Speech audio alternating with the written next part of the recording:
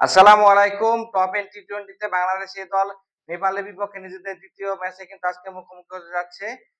যেখানে ১ম ম্যাচে কিন্তু বাংলাদেশ ডিজাস্টার শুরু করেছে পাকিস্তান শাহিনসের কাছে কিন্তু ৭৯ রানের বড় ব্যবধানে হেরে কিন্তু টুর্নামেন্টটা শুরু করেছে। তো নেপালও কিন্তু গত ম্যাচে নর্দানের কাছে ৪২ রানে হেরে গেছে। নেপালও কিন্তু আজকে কামব্যাক করতে চাইবে। নেপাল কিন্তু ন্যাশনাল টিম খেলাচ্ছে। নেপালের এখানে কিন্তু ফুল স্ট্যান্ড দিয়েই খেলতেছে।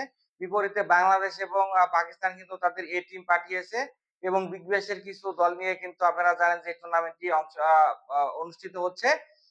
তো নেপালে কিন্তু সন্দীপ লামিছালের মতো ওয়ার্ল্ড ক্লাস বোলার রয়েছে এবং এর পাশাপাশি টি-20 ফরম্যাটে কিছু কিন্তু পরীক্ষিত এখানে ব্যাটার এবং বোলাররা রয়েছে। তারা কিন্তু নিজেদের দিনে যেকোনো প্রতিপক্ষের বিপক্ষেই নিজেদের সেরাটা দিতে সবসময় প্রস্তুত থাকে। তো বাংলাদেশ কিন্তু নেপালের বিপক্ষে গত টি-20 ওয়ার্ল্ড কাপে একটা ম্যাচ হেরেই যাচ্ছিল। শেষ পর্যন্ত কিন্তু ভাগ্য সহায় হয় আমরা ওই ম্যাচটা উইন করি। এজন্য নেপালকে কিন্তু খুব একটা পিছিয়ে রাখার সুযোগ নেই। যেহেতু এ দল খেলতেছে, আমার কাছে মনে হয় বাংলাদেশ পরিষ্কার ফেভারিট হলেও নেপাল কে কিন্তু হারানো খুব একটা সহজ হবে না বলে আমার কাছে মনে হয়। তো বাংলাদেশ কিন্তু গত ম্যাচটাতে ব্যাটিং, বোলিং ২ ডিপার্টমেন্টেই কিন্তু খুব খারাপ পারফর্ম করেছিল পাকিস্তান শাহিনসের বিপক্ষে। আমরা দেখেছি যে মোহাম্মদ নাঈম শেখ কিন্তু শুরুতেই আউট হয়ে যায়। ন্যাশনাল টিমে গিয়েও কিন্তু তিনি ভালো করতে পারেনি। তো তার জন্য কিন্তু এই টুর্নামেন্টটা অ্যাসিড টেস্ট হতে পারে। জিশান আলম কিন্তু প্রমিজিং একজন আ আ টি-20 র ব্যাটার। পাশাপাশি এখানে সাইফ হাসান আছে। তাদের কিন্তু একটা জুটি ছিল। আমার কাছে মনে হয় ১ম টি-20 তে ওইটাই আমাদের একমাত্র পাওয়া।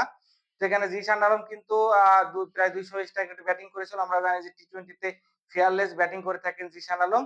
তো এই ম্যাচ থেকে তার কাছে আমরা সেটাই দেখতে চাইবো। সাইফ হাসানও কিন্তু জিএসএল এ খেলার পরে মোটামুটি ভালো রিদমে রয়েছেন।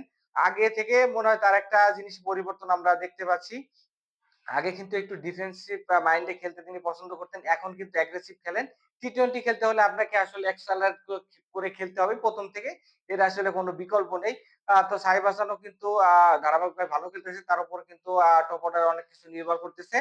নুরুল হাসান সোহান কিন্তু গতদিনে ১৬ বলে ২২ রান করে ভালো কিছুর আশা দেখালো। পরবর্তীতে আউট হয়ে যান।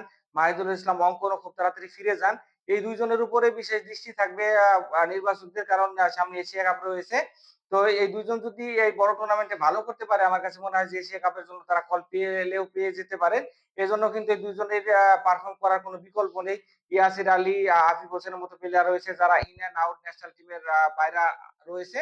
তো তাদের জন্য কিন্তু একটা বড় মঞ্চ যে এই টুর্নামেন্টে ভালো করে কারণ বিগ ব্যাশের কিন্তু পরীক্ষিত ব্যাটাররা এখানে রয়েছে। পাশাপাশি ভালো পিচে খেলা হচ্ছে, বোলিংটাও রয়েছে। তো আশা করব তারা কামব্যাক করবে। পাশাপাশি হাসান মাহমুদ কিন্তু আ গত ম্যাচে খুব একটা খারাপ বল করতে না পারলেও তার কাছ থেকে কিন্তু আমরা আরেকটু বেটার আশা করি। আ পাশাপাশি এখানে যদি বলি মৃত্যুঞ্জয় কিন্তু গতদিন এক্সপেন্সিভ ছিল। তো তার কাছ থেকে কিন্তু আমরা আরো বেটার কিছু আশা করব। যদিও তিনি ইনজুরি থেকে কামব্যাক করেছেন। এজন্য হয়তোবা রিদম ফিরে পেতে তার একটু বেগ পেতে হচ্ছে। আ পাশাপাশি এখানে হচ্ছে মাহফুজুর রহমান রাব্বি রয়েছে। তিনিও কিন্তু ১৩ ইকোনমিতে এখানে বল করেছেন। পাশাপাশি তার ব্যাটিংটাও কিন্তু খুবই কার্যকরী টি-20 ক্রিকেটে। তো আশা করব তিনি যদি আজকে সুযোগ পান তিনি তার বেস্টটা দিতে চাইবেন।